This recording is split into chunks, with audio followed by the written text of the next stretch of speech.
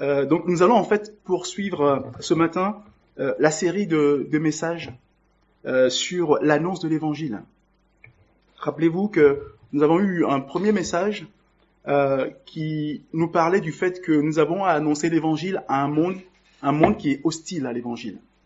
Mais Dieu nous demande quand même d'y aller, mais il nous prévient que le monde est hostile à l'Évangile. Et nous avons eu un deuxième message, nous avons partagé un deuxième message sur le fait que nous sommes tous concernés par l'annonce de l'Évangile. Tous les enfants de Dieu sont concernés par cette mission. Et il y a une question maintenant qu'on peut se poser, qu'est-ce que nous avons à annoncer ou simplement, qu'est-ce que l'Évangile? Puisque nous prétendons annoncer l'Évangile, qu'est-ce que c'est? Ce message, je vais le donner en deux parties, parce qu'il y a beaucoup de choses à dire sur ce qu'est l'Évangile, le contenu de l'Évangile. Donc si je reviens à cette question, qu'est-ce que l'Évangile?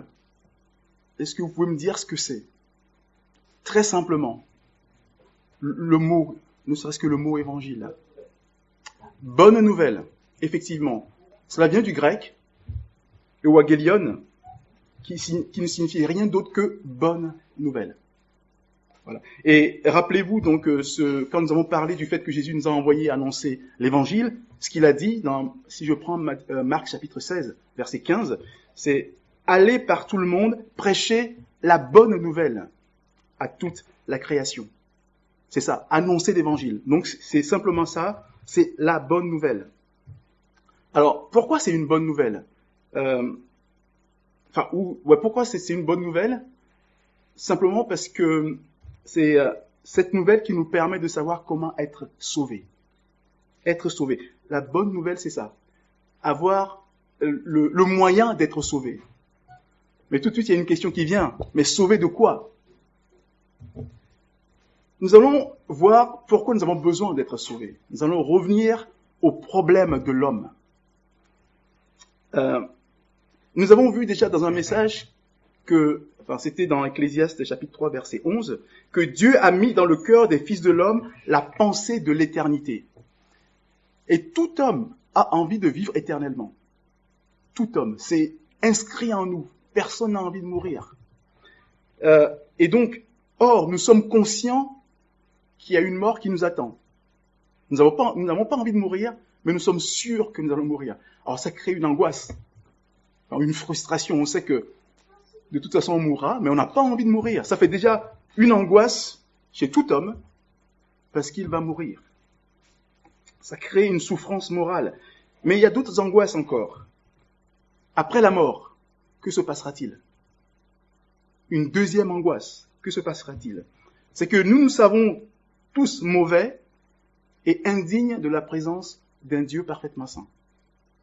Et donc, qu'est-ce qu'on fait? On essaye de s'améliorer en disant, comme ça, je serai meilleur et je pourrais peut-être, après la mort, vivre avec ce Dieu saint. Or, on se rend compte qu'on n'arrive pas à s'améliorer. On se rend compte qu'on est, on est attaché au péché. On est conscient de notre incapacité à nous libérer vraiment du péché. L'homme, là je parle de l'homme naturel, tout homme est dans cette situation où il se rend compte que même en voulant s'améliorer pour éventuellement pouvoir vivre avec ce Dieu un jour, ça ne marche pas. Mais la Bible nous le dit déjà. Romains chapitre 7, j'aimerais vous lire quelques versets, le verset 15 et les versets 18 à 21. Je ne fais point ce que je veux et je fais ce que je hais. J'ai la volonté mais non le pouvoir de faire le bien. Car je ne fais pas le bien que je veux, et je fais le mal que je ne veux pas. Et si je fais ce que je ne veux pas, ce n'est plus moi qui le fais, c'est le péché qui habite en moi. Je trouve en moi donc cette loi, quand je veux faire le bien, le mal est attaché à moi. Ça, c'est le combat perpétuel de l'homme, qui essaie de s'améliorer et qui se rend compte en fait qu'il est esclave du péché. Troisième angoisse. Cet esclavage du péché lui pèse. Et nous allons rapidement voir l'origine de cet esclavage. Pourquoi l'homme est devenu esclave du péché? Retournons dans le livre de la Genèse. Au tout début, nous allons parler de la chute de l'homme. Je vous relis Genèse chapitre 2, versets 15 à 17. L'Éternel Dieu prit l'homme et le plaça dans le jardin d'Éden pour le cultiver et le garder. L'Éternel Dieu donna cet ordre à l'homme. Tu pourras manger de tous les arbres du jardin.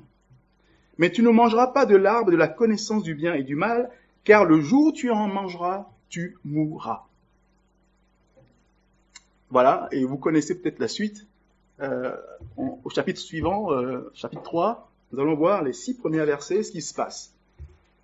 Le serpent était le plus rusé de tous les animaux des champs que l'Éternel Dieu avait fait. Il dit à la femme, « Dieu a-t-il réellement dit, vous ne mangerez pas de tous les arbres du jardin ?» La femme répondit au serpent, « Nous mangeons du fruit de tous les arbres du jardin.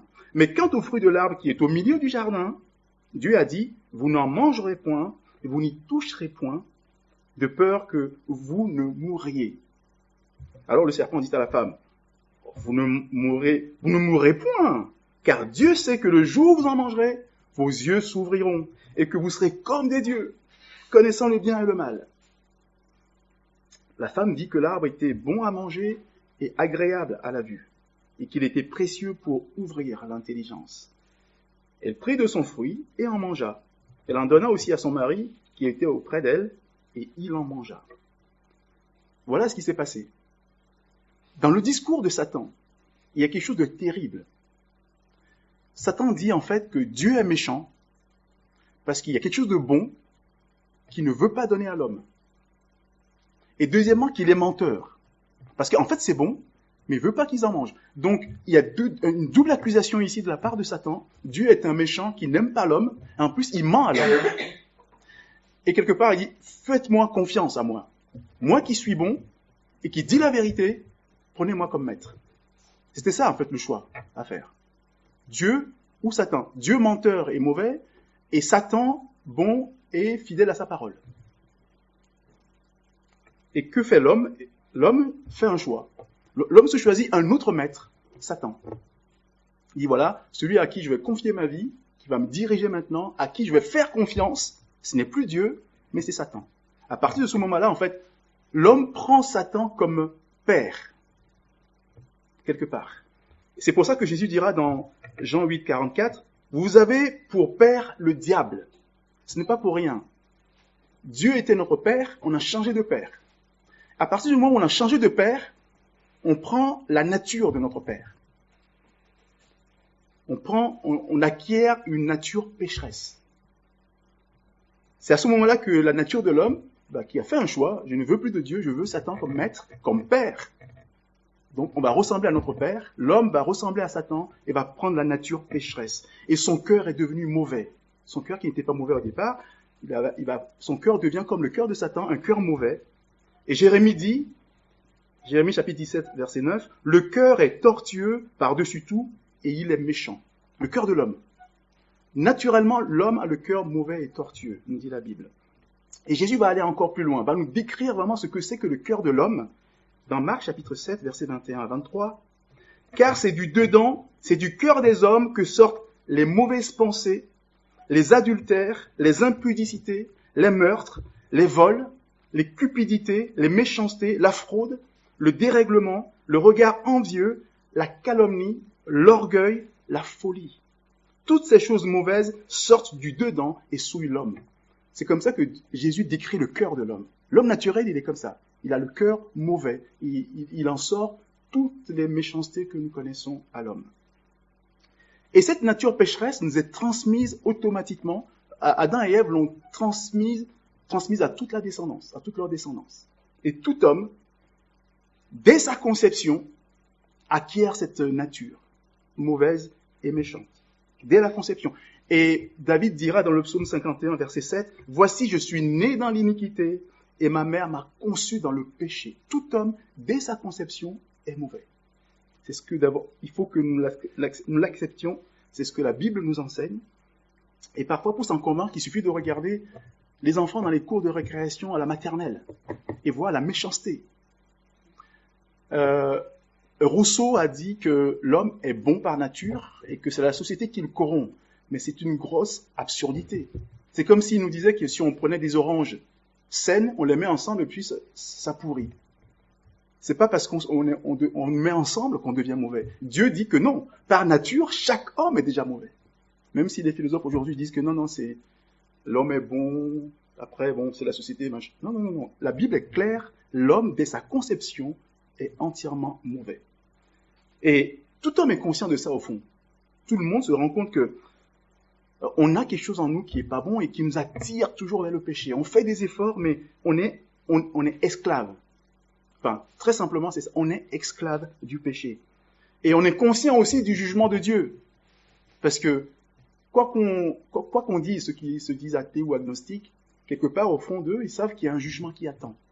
Par rapport à cette nature qui nous rend mauvais et que de toute façon, Dieu ne nous acceptera jamais en sa présence.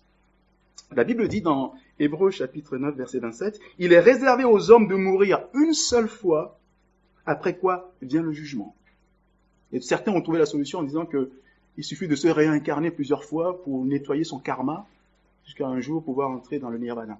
Non, la Bible dit une seule fois, il n'y a pas de réincarnation. Une seule fois, et après, surtout, il y a un jugement qui nous attend.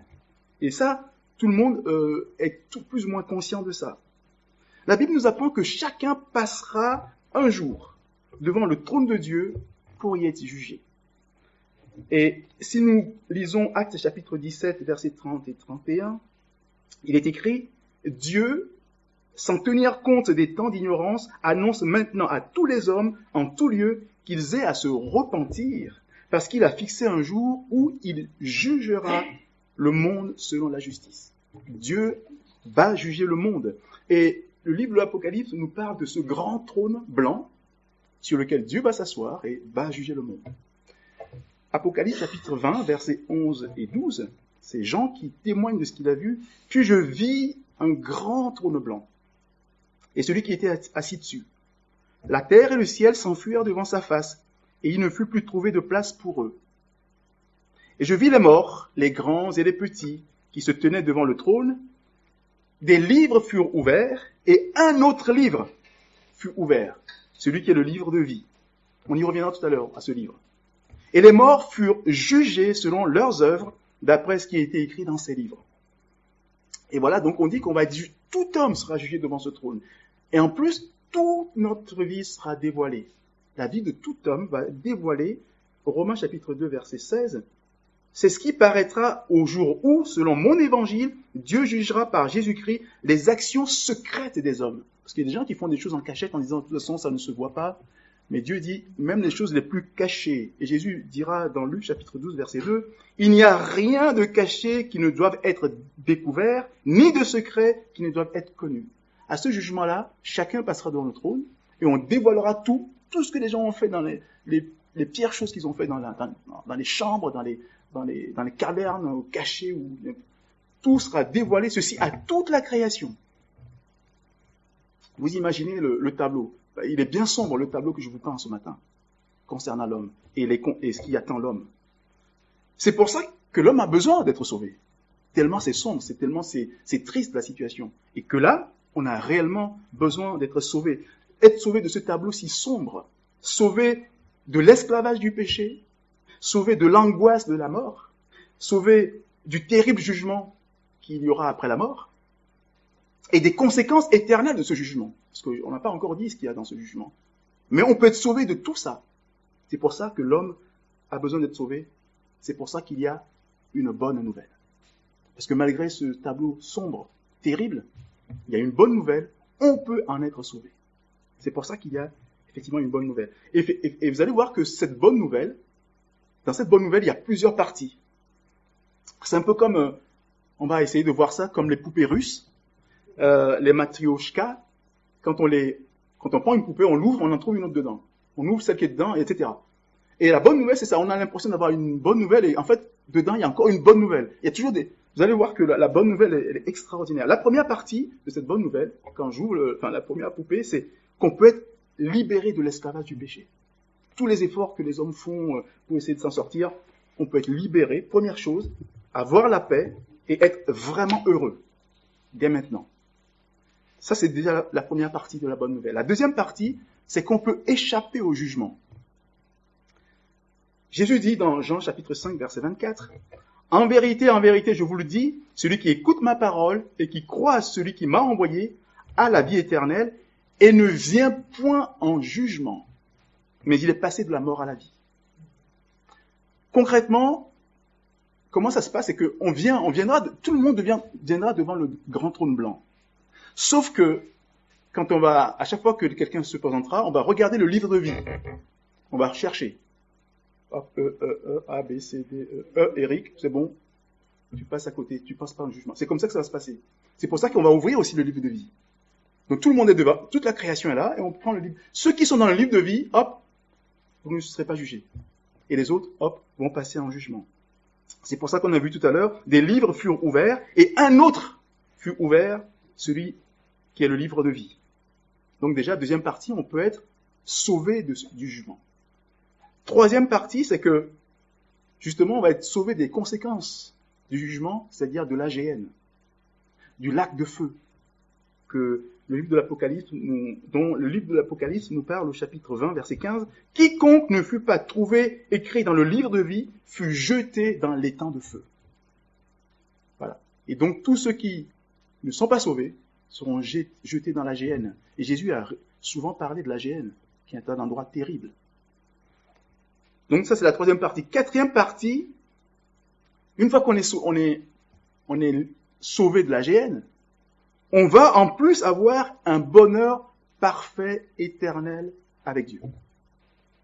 C'est extraordinaire. Et le livre de l'Apocalypse nous décrit un petit peu ce qui va se passer au chapitre 21, versets 3 et 4. « Et j'entendis du trône une voix forte qui disait, « Voici le tabernacle de Dieu avec les hommes. Il habitera avec eux, et ils seront son peuple, et Dieu lui-même sera avec eux. Il essuiera toute larme de leurs yeux, et la mort ne sera plus. Il n'y aura plus ni deuil, ni cri, ni douleur, car toutes ces choses ont disparu. » C'est extraordinaire. Souvent, quand je parle aux gens de l'évangile, je parle beaucoup du paradis. Je dis toujours aux gens que je vais aller au paradis. Et je dis, mais c'est un bonheur parfait. Et parce que les gens me disent souvent, nous, on ne veut pas vivre éternellement parce que ça va être ennuyeux. Je dis, mais est-ce que tu as vraiment envie de t'arrêter de vivre si tu as un bonheur parfait? Je dis, oui, mais c'est utopique. Je dis, non, c'est pas utopique, ça existe. Donc, voilà ce qui est réservé à ceux qui sont sauvés. Voilà, Et puis, il y a une cinquième partie. J'ai toujours pas fini. Pour décrire un petit peu cette cinquième partie, j'aimerais vous donner une image. Imaginez que vous êtes perdu dans le désert. Ça fait des jours que vous marchez. Vous avez faim, vous avez froid, vous avez soif. Vous êtes totalement perdu. Autour de vous, vous n'avez que du sable. Vous ne savez pas où aller. Et un petit avion qui passe, qui vous largue un étui. Vous prenez l'étui, vous regardez dedans. Description d'une oasis pas loin, avec des palmiers, de la fraîcheur, de l'eau. Et puis il y a aussi des caravanes qui passent, qui pourront après vous ramener où vous voudrez. C'est magnifique, ce qui est décrit sur le papier. Est-ce que c'est une bonne nouvelle? En quoi c'est une bonne nouvelle ou pas, à votre avis? Vous recevez le papier, c'est bien. C'est ce que je viens de vous décrire. Jusqu'à présent, je vous ai décrit quelque chose de beau. Exactement. On ne sait pas comment aller. Si je ne sais pas où aller, c'est finalement tout ce que j'ai décrit, ça n'a aucun sens. Si je ne sais pas comment obtenir le bonheur, enfin le salut, tout ce que je vous ai dit n'a pas de sens. Ce n'est pas Donc la bonne nouvelle, la dernière partie de cette bonne nouvelle, c'est que Dieu, dans son amour, nous montre clairement le plan du salut. Très très clairement.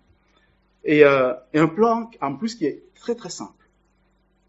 Et donc c'est ce que nous allons voir. J'aimerais vous décrire un petit peu ce plan du salut, mais en détail. C'est-à-dire que pour moi c'est peut-être le message le plus important quand on prêche l'évangile ou quand on parle de Dieu. Le message le plus important pour moi c'est le salut. Et il faut qu'on prenne le temps d'en parler, de bien comprendre ce que la Bible dit sur le sujet. Alors, ce plan du salut, pour obtenir ce salut, je vais résumer les choses en 5 points. C'est-à-dire que il faut croire de tout son cœur les 5 choses que je vais dire maintenant. La première chose, c'est que tous les hommes sont pécheurs et par conséquent, moi aussi je suis pécheur, moi aussi je suis pécheresse.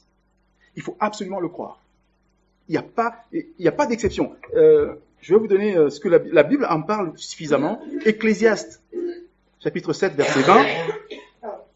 Non, il n'y a sur la terre point d'homme juste qui fasse le bien et qui ne pêche jamais. Ça n'existe pas. Et Paul va nous développer ça un peu plus dans Romains chapitre 3. J'aimerais vous lire les versets 10, 22 et 23, vraiment qui résument la chose. Il écrit, il n'y a point de juste, pas même un seul. Il n'y a point de distinction, car tous ont péché et sont privés de la gloire de Dieu. C'est clair. Donc ça, il faut que je le croie. Parce qu'il y a dans le monde, les gens ont souvent du mal à l'accepter quand je leur dis, mais croyez que vous êtes mauvais. Non. Déjà, c'est une première chose qu'il faut croire.